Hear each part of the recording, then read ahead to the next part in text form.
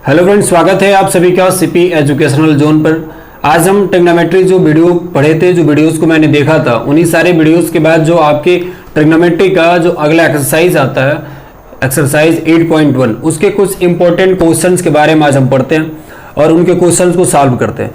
Guys, यदि आपने पिछले वीडियोस को नहीं देखा है तो एक काम और एक रिक्वेस्ट नहीं, आपसे अपील है कि आप सभी क्या करेंगे कि पिछले वीडियोस को देख लें, ताकि जो आपका बेसिक है बेसिक क्लियर होगा। और जितना अच्छा आपका बेसिक क्लियर होगा गाइस, उम्मीद करेंगे कि ये आज के जो भी क्वेश्चन है ये आपको उतना ही अच्छा समझ में आने वाला है। तो चलिए आज हम एक्सरसाइज 8.1 क्लास 10 ट्रिग्नोमेट्री के क्वेश्चंस को सॉल्व करते हैं और आपको मैं समझाने का प्रयास करता हूँ। मैं देखता हूँ व्हाइट बोर्ड की तरफ। यदि मैं देखूँ तो सबसे जो मेरा पहला क्वेश्चन है दिया है कि in triangle ABC right angle at B, AB is equal to 24 centimetre, BC is equal to 7 centimetre. Determine, first क्या आपको पता करना है, sine A, cos A, sine C and cos C। पहला क्वेश्चन कह रहा है कि आपके सामने एक राइट एंगल ट्रायंगल दिया है और जिसका नाम है आपका क्या, ABC, इन ट्रायंगल ABC। एक राइट एंगल ट्रायंगल आपके सामने दिया हुआ है, हम इसे ड्रा कर लेंगे ABC, ठीक है। ट्रायंगल का क्या नाम है भाई साहब, ABC नाम है। लेकिन इसमें एक बाउंडेशन कर दिया गाइस, और आपको बात चुका है, कह रहा है कि राइट एंगल्ड एट B, यानी जो राइट एंगल है वो किस पर है, तो B पॉइंट पर है। तो चलिए, आपको सभी को पता है कि राइट एंगल के जो सामने वाली साइड होती है हाइपोटेनस होता है। तो मैं यहां पर क्या करता हूं, B पॉइंट को लिखता हूं और यहां A लिख लेता हूं और यहां पर C। अब मेरा जाकर एक क्लियर हो गया, क्या क्लियर हो गया कि एक ट्रायंगल बन गया ABC, और इस B पॉइंट पर मैं क्या करूंगा, राइट एंगल बनाऊंगा, मतलब 90 डिग्री का एंगल बनाऊंगा।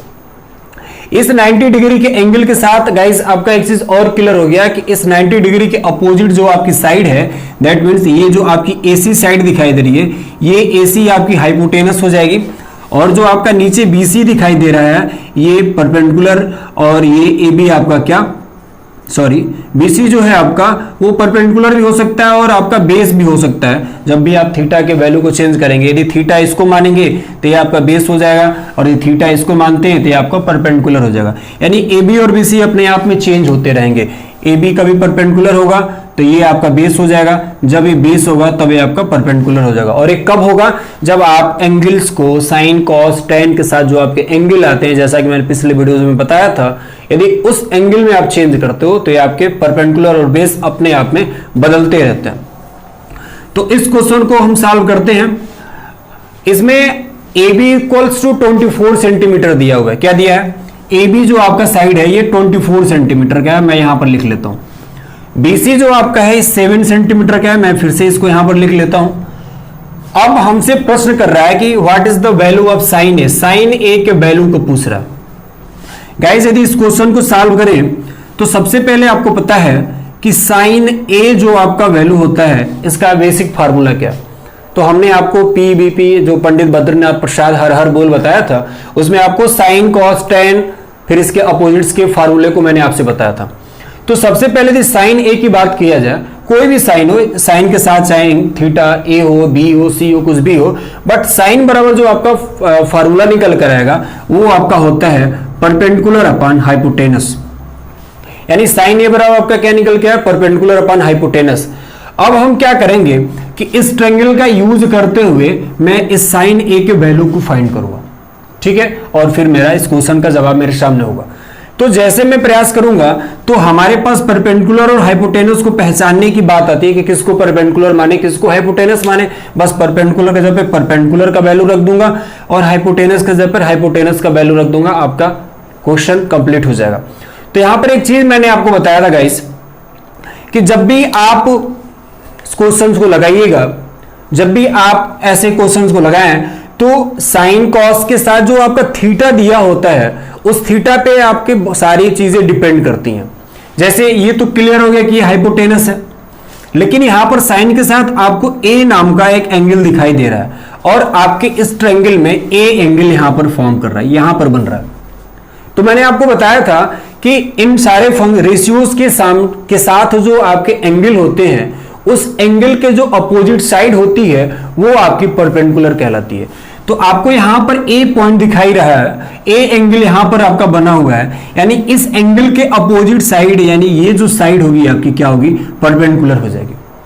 यदि ये परपेंडिकुलर हो गई और ये आपका हाइपोटेनस होगा क्योंकि 90 डिग्री का अपोजिट यही है, तो सिंपल बात है ये 24 सेंटीमीटर वाला क्या हो जाएगा आपका बेस हो जाएगा। किसके लिए? तो आपकी एंगल ए के लिए। तो इसका यूज करते हुए हम साइन पी बाई एच का जब साइन ए का जब वैल्यू मैं निकालूंगा तो साइन ए बराबर पी बाई एच होता है, मतलब परपेंडिकुलर बाई हाइपोटेनस यानी लंब बट्टा कर्ण होता है।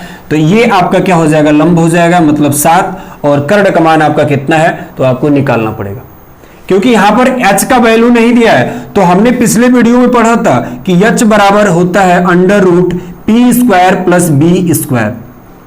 जब भी हम इसके वैल्यू को निकालेंगे तो p का वैल्यू आपका 24 है, तो 24 का आप स्क्वायर करेंगे प्लस आप b का स्क्वायर करेंगे तो b का वैल्यू क्या दिया? 7 दिया है। आप इन दोनों को p और b में कोई दिक्कत मत रखिएगा। देखिए यहाँ पर आप फॉर्मूला बदल सकते हैं, यहाँ बेस का स्क्वायर प्लस परपेंडिकुलर का स्क्वायर भी आप लिख सकते हैं, कोई दिक्कत नहीं है। क्योंकि किसी चीज के स्क्वायर को जब आप ऐड करते हैं तो कोई दिक्कत नहीं है। 2 का स्क्वायर प्लस 3 का स्क्वायर भी उतना ही होगा जितना आपका 3 का स्क्वायर प्लस 2 का स्क्वायर होता है। चलिए, तो 24 का स्क्वायर प्लस 7 का स्क्वायर हो गया आपका। 24 का स्क्वायर आप सभी को पता है कि 576 और 7 का स्क्वायर आपको 49 होता है। जब भी आप इसे ऐड करेंगे तो आपका अंडर रूट 625 हो गया, और 625 का जो स्क्वायर रूट होता है, जो वर्गमूल आप निकालते हैं, वो बराबर होता है आपका किसके? 25 के बराबर होता है। यानी आपने हाइपोटेनस के वैल्यू को भी क्या किया? निकाल लिया, और आपकी हाइपोटेनस की वैल्यू क्या निकल के आई? 25 सेंटीमीटर। अब हम साइन ए के वैल्यू को क्या करेंगे? निकालेंगे। तो साइन ए बराबर परपेंडिकुलर अपॉन हाइपोटेनस, तो परपेंडिकुलर का वैल्यू आपका यहाँ पर 7 दिया है तो 7 रखा, और हाइपोटेनस का वैल्यू हमने 25 निकाला है तो यहाँ पर 25 हो जाएगा। यानी साइन ए का वैल्यू आपका होगा 7/25। ऐसे ही शुरुआत के क्वेश्चन है, थोड़े से आपको इजी और स्लो मेथड से मैं धीरे धीरे ले चल रहा हूं, लेकिन जैसे आप आगे जाएंगे फिर ऐसा ये क्वेश्चन आपको बड़ा आसान लगने लगते हैं। तो ये आपका पहला क्लियर हो गया। दूसरा आपसे पूछ रहा है कॉस ए का वैल्यू पूछ रहा है गाइस, कॉस ए। तो जो आपका फॉर्मूला होता है पंडित बद्रीनाथ प्रसाद अपान हर हर बोल, तो ये आपका पहला साइन ए हो गया, और जो बी बाई एच होगा वो आपका कॉस ए का फॉर्मूला होता है। तो कॉस, और यहां पर एंगल क्या आपका ए है, यानी इस एंगल के सामने जो साइड होगी वो आपकी परपेंडिकुलर कहलाएगी। तो कॉस ए बराबर फॉर्मूला होता है बेस बाई हाइपोटेनस। तो ए एंगल यहां पर है और इस ए एंगल के सामने वाली साइड ये है, यानी ये क्या हो जाएगी? आपकी परपेंडिकुलर हो जाएगी, और ये आपका क्या हो जाएगा? बेस हो जाएगा। तो यहां पर जब देखते हैं इन ट्रायंगल एबीसी में हम देख रहे हैं, तो बेस का वैल्यू कितना निकल के आया मेरा? 24 सेंटीमीटर। तो हम यहाँ 24 सेंटीमीटर रखेंगे, और हाइपोटेनस का वैल्यू तो सबके लिए वही होगा, और इसका वैल्यू कितना है? 25। यानी ये जो आपका 24/25 है, ये आपके कॉस ए की वैल्यू है। गाइस चलिए, 2 क्वेश्चन और है इसमें, पहले से जुड़े 2 क्वेश्चन और है इसमें। मैं एक को सॉल्व करूंगा, बाकी ये जो आपका चौथा होगा इसको आपको लगाना होगा। ठीक है, आप इसका स्क्रीनशॉट ले लेंगे ताकि आपको थोड़ी आसानी होगी समझने के लिए। चलिए, जो आपके पहले क्वेश्चन का जो तीसरा पार्ट है वो कह रहा है आपसे कि what is the value of sine C. Sine C का वैल्यू पूछ रहा है। गाइज आपको ध्यान देना होगा कि ये वैल्यू आपकी साइन सी का है। यहां साइन है तो इससे ये तो क्लियर हो गया कि इसकी वैल्यू परपेंडिकुलर अपान हाइपोटेनस होगी, लेकिन हर इस सी जो एंगल दिया है, या यहां पर यदि कोई दूसरा एंगल में रखता हूं तो उसके लिए परपेंडिकुलर बाई हाइपोटेनस की वैल्यू चेंज हो जाएगी, जैसा अभी आप देखेंगे। क्योंकि मैंने बताया कि यहां पर जो एंगल होता है उसके सामने वाली साइड परपेंडिकुलर होती है, और एक साइड आपका हाइपोटेनस क्लियर रहता है, बाकी तीसरी साइड आपकी बेस हो जाती है। तो सी एंगल को हम ढूंढेंगे, तो इस ट्रायंगल ए बी सी में सी एंगल यहां पर फॉर्म किया है, यानी इस सी एंगल के सामने वाली जो साइड ये होगी। अब ये ए बी जो ऑलरेडी बेस थी एंगल ए के लिए, वो अब ए बी क्या हो जाएगी? परपेंडिकुलर हो जाएगी एंगल सी के लिए। ये चेंज हो जाता है। ठीक है, तो जब ये साइड परपेंडिकुलर हो जाएगी और ये ऑलरेडी हाइपोटेनस है, अब ये तो बीसी आपका क्या हो जाएगा? जो पहले परपेंडिकुलर था वो अब क्या हो जाएगा? आपका बेस हो जाएगा। किसके लिए? क्यों बेस हुआ? क्योंकि मैंने एंगल को ए न मानकर अब क्या मान रहा हूं? साइन के साथ सी ले रहा हूं। ठीक है, तो साइन सी का वैल्यू निकालेंगे तो पी बाई एच होता है, यानी साइन सी बराबर पी का वैल्यू कितना दिया है? तो परपेंडिकुलर का वैल्यू आपकी 24 हो गई है, और आपका बेस नहीं, यहां हाइपोटेनस है तो हाइपोटेनस का वैल्यू 25 है, यानी ये आपका मान निकल कर आया साइन सी का। यानी साइन सी का वैल्यू क्या हो गया आपका? 24/25।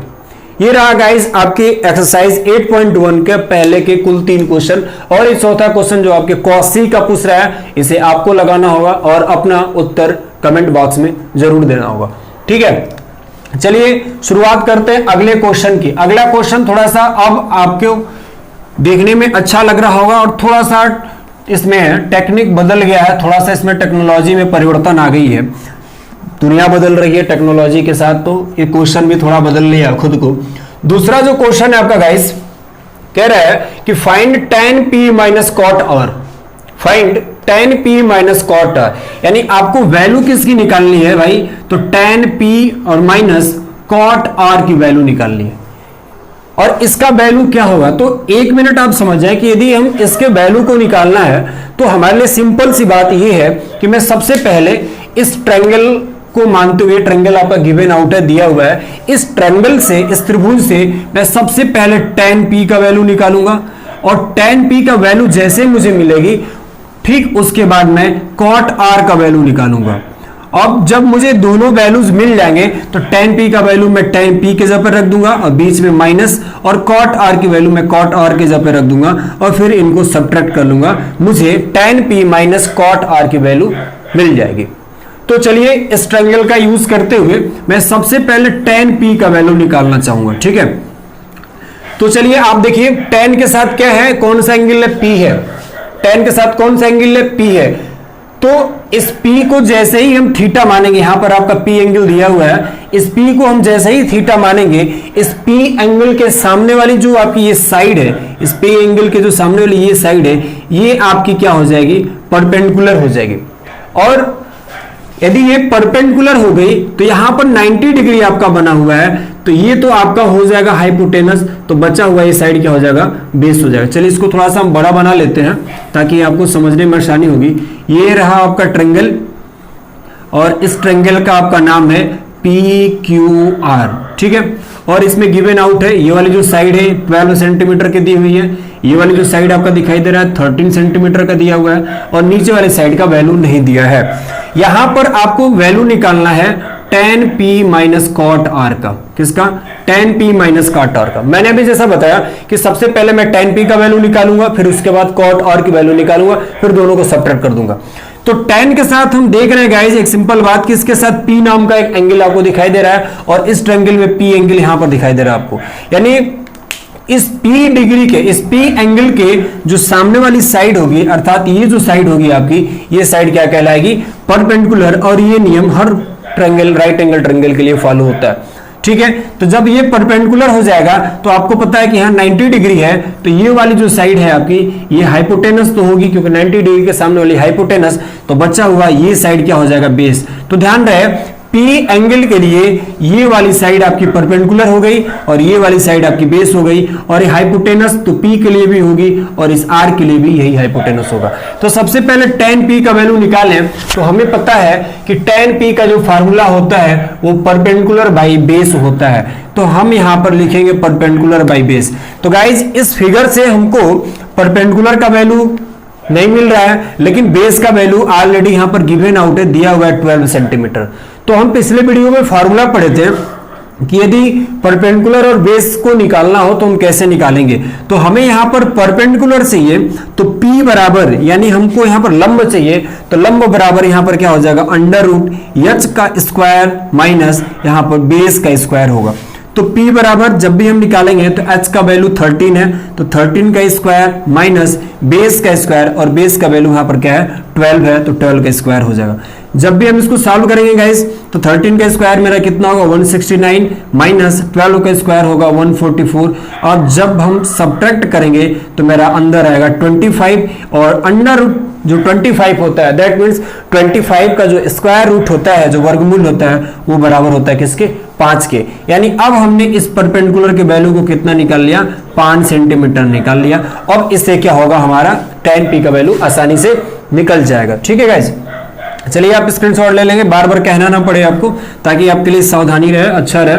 ठीक है, तो tan P बराबर परपेंडिकुलर बेस होता है, और परपेंडिकुलर आपका ये जस्टिफाई हुआ था, यानी 5, और अपान बेस का जो वैल्यू है, बेस आपकी कितनी है 12 सेंटीमीटर, यानी 10p का वैल्यू आपका निकल के आया 5/12 सेंटीमीटर। ठीक इसी प्रकार से अब मैं कॉट r की वैल्यू निकालूंगा। तो ध्यान रखिएगा यहां पर एंगल आपका चेंज हो रहा है, यहां एंगल p था, यहां एंगल r हो गया है। तो जब एंगल चेंज होगा तो परपेंडिकुलर और बेस भी आपस में क्या हो जाएंगे, चेंज हो जाएंगे, एक ही ट्रायंगल के लिए, ध्यान रहे। तो अब r एंगल यहां पर बना हुआ है, यानी इस r के जो अपोजिट साइड होगी, यानी ये साइड अब क्या हो जाएगी आपकी, ये वाली साइड आपकी परपेंडिकुलर हो जाएगी, और ये हाइपोटेनस तो फिक्स है, यानी ये अब साइड क्या हो जाएगी आपकी, बेस हो जाएगी। ध्यान रखिएगा r एंगल यहां पर है, तो r के सामने वाला ये साइड आपका परपेंडिकुलर और ये वाले साइड आपका बेस हो जाएगा, बाकी ये आपकी हाइपोटेनस होगी।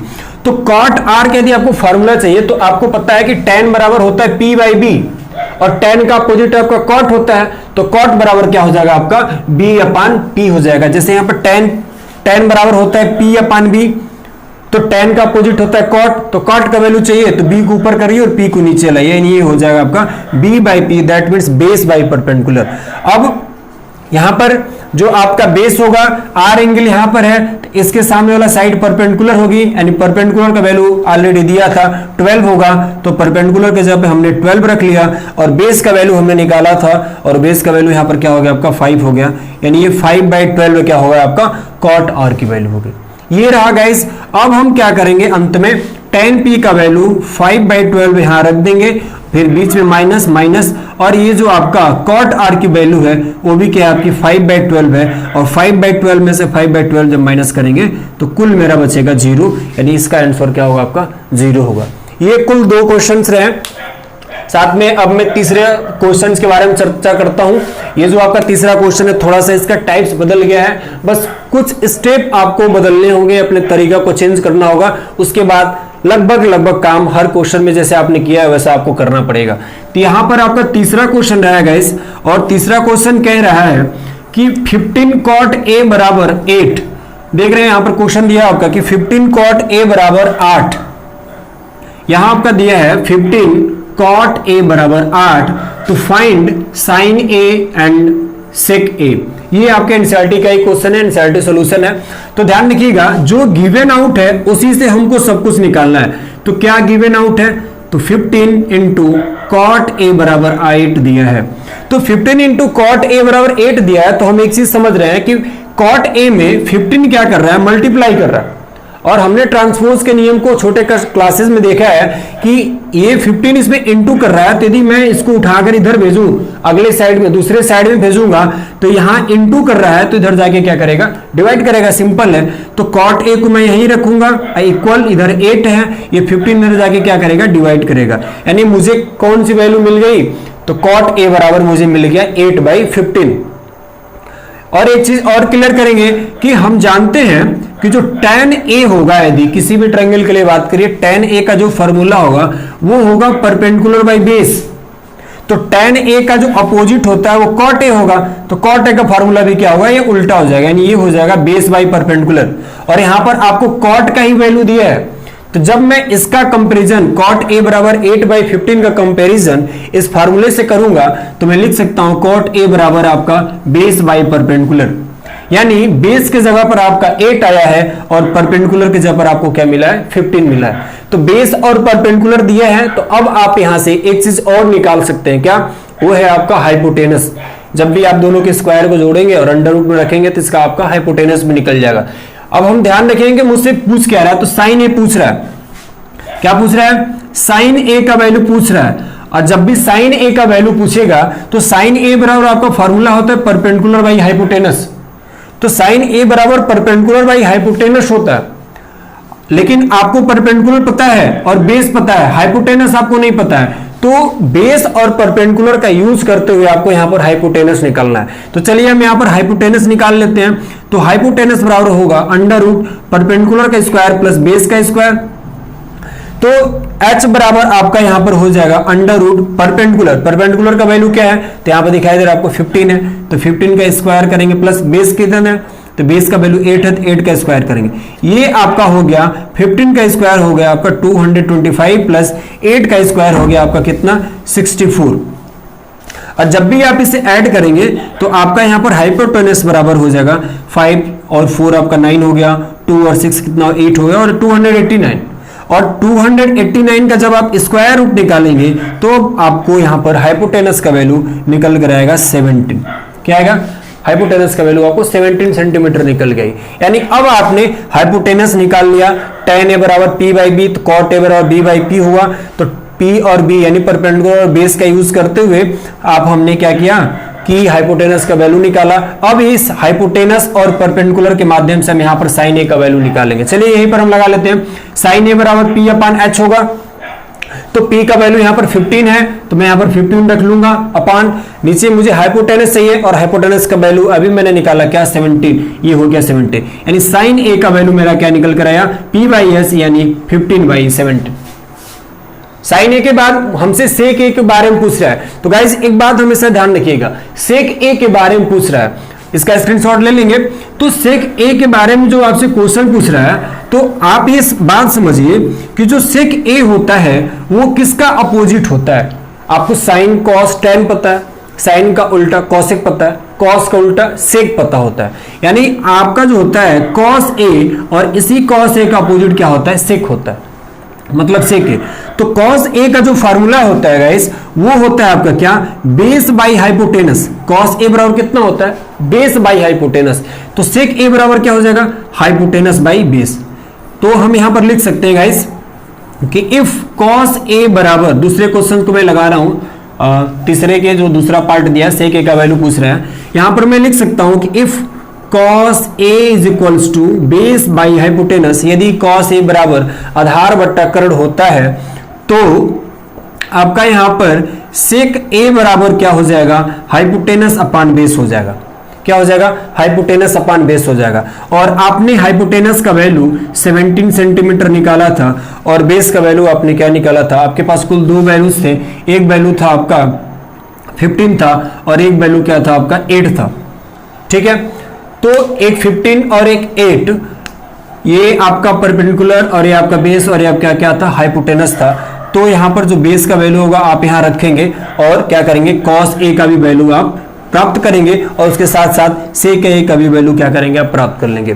तो आप पिछले वीडियो को थोड़ा सा रोक कर पुश करके आप देख सकते हैं कि आपका इसमें से कौन बेस था, कौन परपेंडिकुलर था। तो आपका यहां पर देख लीजिए कॉट ए बराबर क्या है? 8 बाई कॉट ए बराबर 8 है, यानी यहां से आपका निकल सकता है क्या? कॉट ए बराबर 8/15 है, यानी ये आपका क्या होगा?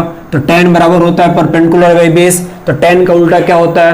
तो tan का उल्टा हो जाएगा कॉट, यानी हो जाएगा बेस बाई परपेंडिकुलर, यानी ये वैल्यू आपकी बेस थी और ये वैल्यू आपकी क्या थी? परपेंडिकुलर थी। तो अब यहां पर क्या करेंगे कि हाइपोटेनस का वैल्यू आपने 17 रखा, अब आपको बेस का वैल्यू रखना है। तो बेस का वैल्यू आपका क्या है? वो है आपका 8, यानी 17/8 क्या हो जाएगा? आपका सेक ए का वैल्यू हो जाएगा।